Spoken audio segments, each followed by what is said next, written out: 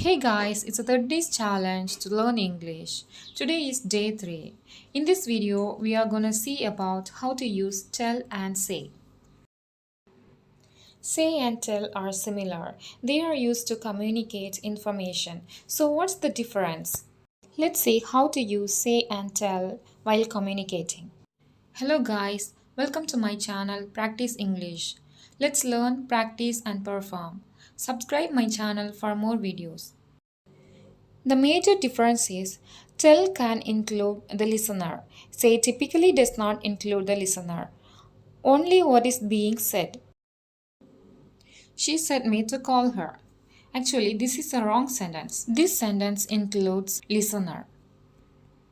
So we cannot use said here. We have to use told. She told me to call her. So this is the correct usage. Tell is used with direct object pronouns like me, you, it, her, him, us, them, or other pronouns that includes the children, my dad, the staff. So if you need to include the speaker and the listener, use tell plus direct object noun or pronoun. The boss told his employees not to be late for the meeting. His doctor told him to get more exercise. I told her I lost her camera on my trip. So these sentences are include listener. So we have to use told. Say does not often include the person you are speaking to. It refers to what was said, not who said it. She said something on the phone, but I couldn't understand her.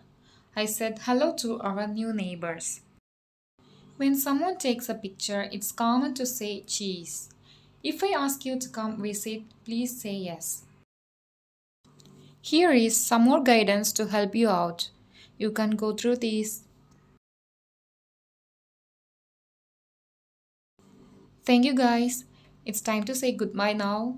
Please take a moment to tell me what you think of this lesson.